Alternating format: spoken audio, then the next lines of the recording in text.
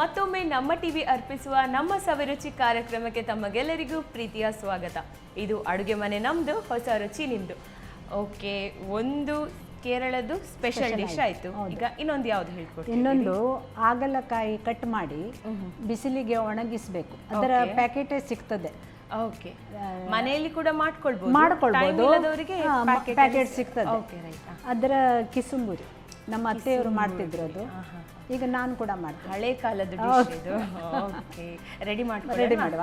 ಮೊದಲು ಕೊತ್ತಂಬರಿ ಸ್ವಲ್ಪ ಡ್ರೈ ಇದು ಫ್ರೈ ಮಾಡಬೇಕು. ಹೌದು, ಎಣ್ಣೆಯಲ್ಲಿ. ಗ್ಯಾಸ್ ಆನ್ ಮಾಡುವ? ಹಾಂ, ಹೌದು. ಒಂದು 2 ಸ್ಪೂನ್ ಎಣ್ಣೆ ಹಾಕಬೇಕು.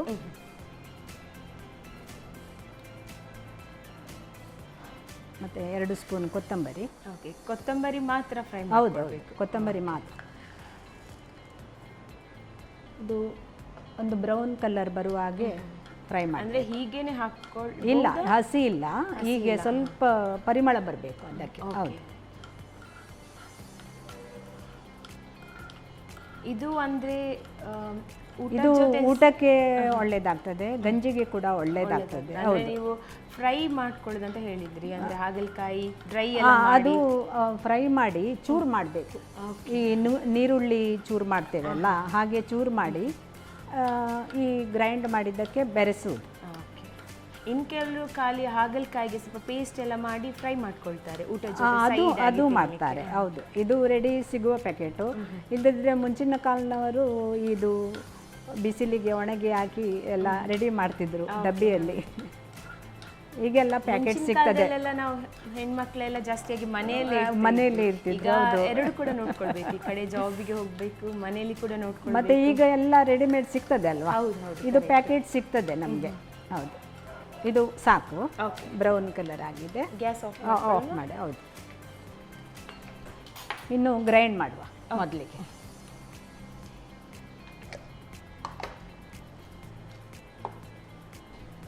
ಒಂದು 3-4 ಬ್ಯಾಡಗಿ ಮೆಣಸಿನಕಾಯಿ, ಮತ್ತು ಸ್ವಲ್ಪ ಹುಳಿ. ಇದು ಮೊದಲು ಗ್ರೈಂಡ್ ಮಾಡಬೇಕು.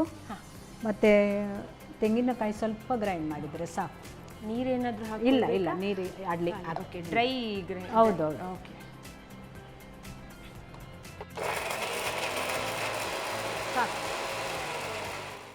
ಸೊ ಇದಕ್ಕೆ ತೆಂಗಿನಕಾಯಿ ಮತ್ತು ಕೊತ್ತಂಬರಿ ಒಟ್ಟಿಗೆ ಹಾಕಿ ಗ್ರೈಂಡ್ ಮಾಡುವ. ಯಾಕೆಂದರೆ ಅದು ನೈಸ್ ಆಗಬಾರ್ದು. ಹೌದು, ಸ್ವಲ್ಪ ತರಿ ಇರಬೇಕು. ಹೌದು.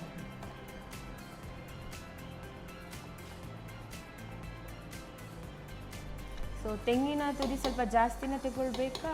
ಇಲ್ಲ, ನಾವು ಎಷ್ಟು ಒಂದು ಇದು ಡ್ರೈ ಇದು ಫ್ರೈ ಮಾಡ್ತೀವೋ ಅದಕ್ಕೆ ತಕ್ಕಂತೆ ತೆಗೆಯಬಹುದು. ಹೌದು, ಹೆಚ್ಚು ಮಾಡಲಿಕ್ಕಿದ್ರೆ ಫುಲ್ ಹಾಕ್ಬೋದು. ಓಕೆ. ಇದು ಕೂಡ ಕೊತ್ತಂಬರಿ ಕೂಡ ಈಗಲೇ ಹಾಕುವ. ಇದನ್ನು ಕೂಡ ಈಗಲೇ ಹಾಕಿ ಒಟ್ಟಿಗೆ. ಹೌದು. ಉಪ್ಪು ಕೂಡ ಗ್ರೈಂಡ್ ಮಾಡುವಾಗಲೇ ಹಾಕ್ತೇನೆ. ಓಕೆ. ನೀರು ಹಾಕೋದು ಬೇಡ. ಸೊ ಹಾಗೇನೆ. ಹೌದು.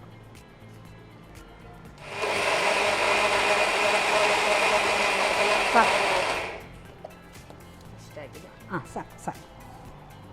ಇನ್ನು ಬಾಣಲೆಯಲ್ಲಿ ಎಣ್ಣೆ ಹಾಕಿ ಫ್ರೈ ಮಾಡು. ಓಕೆ.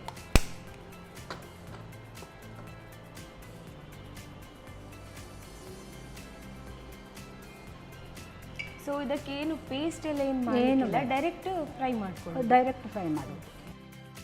ಸೊ ಈಗ ಒಣಗಿಸಿದ್ದು ಹಾಗಲಕಾಯಿ. ಸೊ ಒಣಗಿಸುವಾಗ ಉಪ್ಪು ಏನಾದರೂ ಹಾಕಿ ಅದನ್ನು ಒಣಗಿಸ್ತಾರಾ?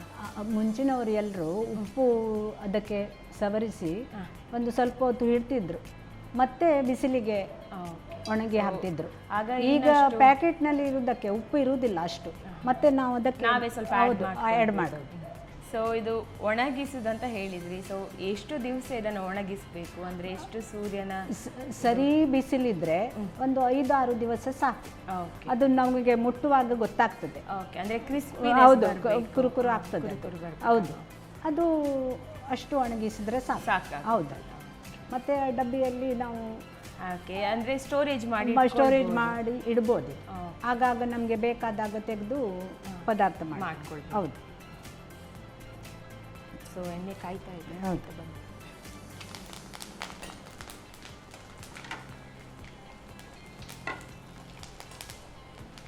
ಇದು ನೋಡಿ ಹೀಗೆ ಕುರುಕುರು ಆಗ್ತದೆ, ಮತ್ತು ನಾವು ತೆಗೆಯೋದು. ಸೊ ಅಷ್ಟೇನು ಕಾಯಿಸ್ಬೇಕಂತಿಲ್ಲ, ಜಸ್ಟ್ ಒಂದ್ಸಲ ಹಾಕಿ ಹೌದು ಹೌದು ತೆಗ್ದ್ರೆ ಆಯ್ತು. ಹೌದು. Okay. ಹೀಗೆ ಮಾಡಿ Already ಇದು ಅದು ತಣ್ಣಗಾಗುವಾಗ ಸ್ವಲ್ಪ ಇನ್ನೂ ಕೂಡ ಇದು ಆಗ್ತದೆ. ಹೌದು, ಕ್ರಿಸ್ಪಿನೆಸ್ ಬರ್ತದೆ.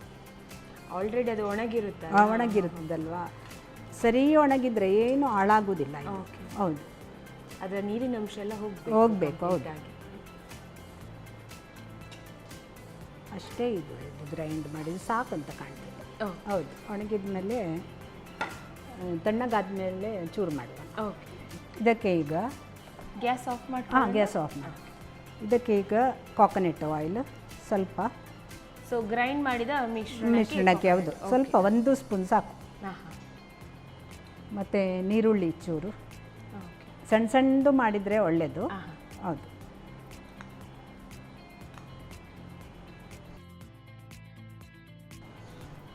ಹೀಗೆ ಬೆರೆಸಿ ಇನ್ನು ಅದು ಚೂರು ಚೂರು ಮಾಡುವ ನಾವು. ಓಕೆ, ಕೈಯಿಂದಲೇ ಮಾಡಬೇಕು ಅದು. ಹೀಗೆ ಮಾಡು. ಸೊ ಅದನ್ನು ಹಾಗೆ ಹುಡಿ ಮಾಡ್ಕೊಳ್ಬೇಕು. ಹೌದು, ಮಿಕ್ಸಿಯಲ್ಲಿ ಹಾಕಬಾರ್ದು, ಕೈಯಲ್ಲೇ ಕೈಯಿಂದಲೇ ಮಾಡಬೇಕು. ಹೌದು, ಮಿಕ್ಸಿಯಲ್ಲಿ ಹಾಕಿದರೆ ಅದು ಸಣ್ಣ ಸಣ್ಣದಾಗ್ತದೆ. ಹೌದು, ಹೀಗೆ ನಾವು ನಮಗೆ ತಿನ್ನುವಾಗ ಸಿಗಬೇಕು. ಹೌದು, ಆಗ ಕಹಿ ಖಾರ ಹುಳಿ ಎಣ್ಣೆ ಎಲ್ಲ ಒಳ್ಳೆಯದಾಗ್ತದೆ ಅದು ಊಟಕ್ಕೆ. ಊಟ ಜೊತೆ ಗಂಜಿ ಊಟಕ್ಕೆ ಒಳ್ಳೆಯದಾಗ್ತದೆ. ಹೌದು, ಇದು ಎಲ್ಲ ಮುಂಚಿನ ಕಾಲದ ಪದಾರ್ಥ. ನೀವಂದರೆ ಮನೆಯಲ್ಲೆಲ್ಲ ಮಕ್ಕಳಿಗೆಲ್ಲ ಮಾಡಿ ಕೊಡ್ತಾನೆ. ಹೌದು ಹೌದು, ಅವ್ರು ಬರುವಾಗ ಮಾಡ್ತೀನಿ ನಾನು. ಇಷ್ಟು ಸಣ್ಣದು ಮಾಡಿ ಇದಕ್ಕೆ ಬೆರೆಸಬೇಕು. ಆಯಿತು, ರೆಡಿ ಆಯಿತು ಡಿಶ್. ಸೊ ಮನೆಯಲ್ಲಿರುವ ಪದಾರ್ಥದಲ್ಲಿ ಇದನ್ನು ರೆಡಿ ಮಾಡ್ಬೋದು. ಹೌದು, ನಾವು ಆಗಾಗ ಮಾಡ್ತೇವೆ ಇದು ಮನೆಯಲ್ಲಿ. ಯಾರಾದರೂ ಬರ್ತೇವೆ ಅಂದರೆ ಸಡನ್ನಾಗಿ ಇದು ರೆಡಿ ಮಾಡ್ಬೋದು. ವೆಜ್ಜಲ್ಲಿ ಎಂಥ ರೆಸಿಪಿ ಇಲ್ಲ ಅಂತ ಹೇಳ್ತಾರೆ, ನೋಡ್ಲಿಕ್ಕೆ ಹೋದರೆ ತುಂಬಾನೇ ಇದೆ. ಹೌದು ಹೌದು, ಇದನ್ನು ಬೆರೆಸ್ತೇನೆ ಇದರಲ್ಲಿ. ಓಕೆ,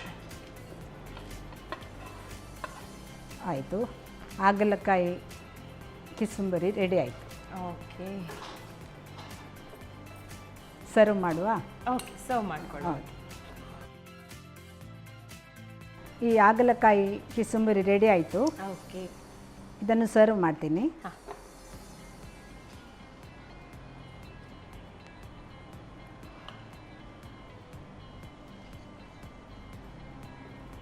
ಒಣಗಿದ ಹಾಗಲಕಾಯಿಯ ಕಿಸುಂಬರಿ ರೆಡಿ. ಓಕೆ, ನೋಡಿ ರುಚಿ ಮಾಡಿ ಹೇಳಿ. So much. ತುಂಬ ಸ್ಪೆಷಲ್ ಆದ ಡಿಶ್ ಹೇಳ್ಕೊಟ್ರಿ. ಅಂದರೆ ನನಗಂತೂ ಸೀರಿಯಸ್ ಆಗಿ ಇದು ಗೊತ್ತಿರಲಿಲ್ಲ, ಹಾಗಲಕಾಯಿಂದ ಈ ಥರ ಕೂಡ ಮಾಡ್ಕೊಳ್ಬೋದು ಅಂತ.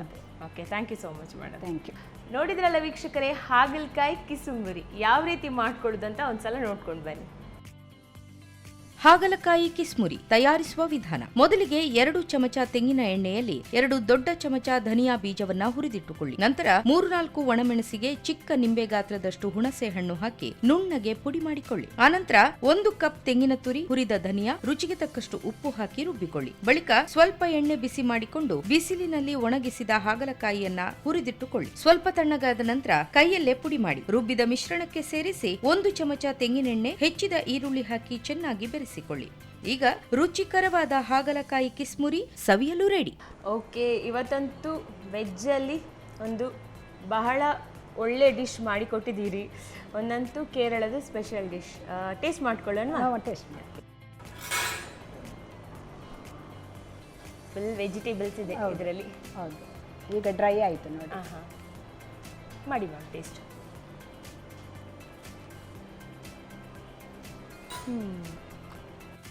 ವೆಜಿಟೇಬಲ್ಸ್ ಕೂಡ ಎಷ್ಟು ಟೇಸ್ಟ್ ಆಗ್ತದೆ ಅಂತ ಇದರಲ್ಲೇ ಗೊತ್ತಾಯಿತು.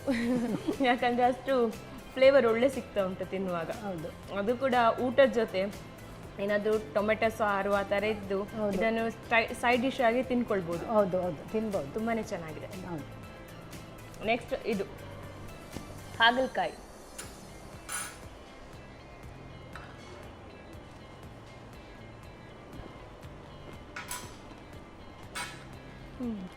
ಹಾಗಲಕಾಯಿ ಅಂತ ಗೊತ್ತಾಗ್ತಿಲ್ಲ. ಹೌದು, ಯಾಕಂದರೆ ಆನಿಯನ್ ಕೂಡ ಹಾಕಿದ್ದೀರಿ, ಅದು ತೆಂಗಿನಕಾಯಿ ತುರಿ ಮತ್ತು ಹುಳಿ ಎಲ್ಲ ಫ್ಲೇವರ್ ಕೂಡ ಸಿಗ್ತಾ ಬರ್ತಾ ಇದೆ. ಹೌದು, ಸೊ ಗಂಜಿದ ಜೊತೆ ಅಂತೂ ಒಳ್ಳೇದಾಗ್ತದೆ. ಪರ್ಫೆಕ್ಟ್, ಒಳ್ಳೆ ಕಾಂಬಿನೇಷನ್. ಹೌದು, ಎರಡು ಡಿಶ್ ಕೂಡ ಸಖತ್ತಾಗಿತ್ತು. ಆ್ಯಕ್ಚುಲಿ ವೆಜ್ಜಲ್ಲಿ ಕೂಡ ಈ ಥರ ಟೇಸ್ಟಿ ಡಿಶ್ ಉಂಟಂತ ನನಗೆ ಟೇಸ್ಟ್ ಮಾಡುವಾಗಲೇ ಗೊತ್ತಾಗ್ತುಂಟು. ಈಗ ಇನ್ನು ನಾನು ಕೂಡ ಮನೆಯಲ್ಲಿ ಎಲ್ಲ ರೆಡಿ ಮಾಡ್ಕೊಳ್ಬೇಕು ಈ ಥರ ಡಿಶ್ ಎಲ್ಲ. Okay, thank you so much madam. ನಿಮ್ಗೆ ಹೇಗೆ ಅನಿಸ್ತು ನಮ್ಮ ಅಡುಗೆ ಮನೆಯಲ್ಲಿ ಇವತ್ತು? ಒಳ್ಳೇದಾಗ್ತದೆ ನನಗೆ. ಡಿಶ್ ಯಾವ ಡಿಶ್ ಮಾಡೋದಂತ ಮಾತ್ರ ಸ್ವಲ್ಪ ಟೆನ್ಷನ್ ಆಗ್ತದೆ ಮನೆಯಲ್ಲಿ.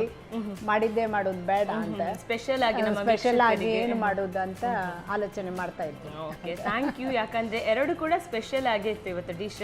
ಸೊ ನಿಮ್ಗೆ ಸಂತೋಷ್ ರೈಸ್ ಮಿಲ್ಸ್ ವತಿಯಿಂದ ಈ ಕಾಣಿಕೆ. Thank you. ನಾನಾ ಮಸಾಲ ಇವರ ಕಡೆಯಿಂದ ಈ ಕಾಣಿಕೆ. Thank you. ವೀಕ್ಷಕರೇ, ಇವತ್ತಿನ ಸಂಚಿಕೆಯ ರೆಸಿಪೀಸ್ ಅಂತೂ ಸಖತ್ತಾಗಿತ್ತು, ತುಂಬಾ ಸ್ಪೆಷಲ್ ಆಗಿತ್ತು. ಅದು ಕೂಡ ನಮ್ಮ ಕೇರಳದ ಡಿಶ್ ಅಂತೂ ತುಂಬಾ ಚೆನ್ನಾಗಿತ್ತು. ಮುಂದಿನ ಸಂಚಿಕೆಯಲ್ಲಿ ಇದೇ ರೀತಿ ಹೊಸ ಹೊಸ ರುಚಿಯೊಂದಿಗೆ ಭೇಟಿ ಆಗ್ತೀನಿ. ಅಲ್ಲಿವರೆಗೂ ನಮಸ್ಕಾರ.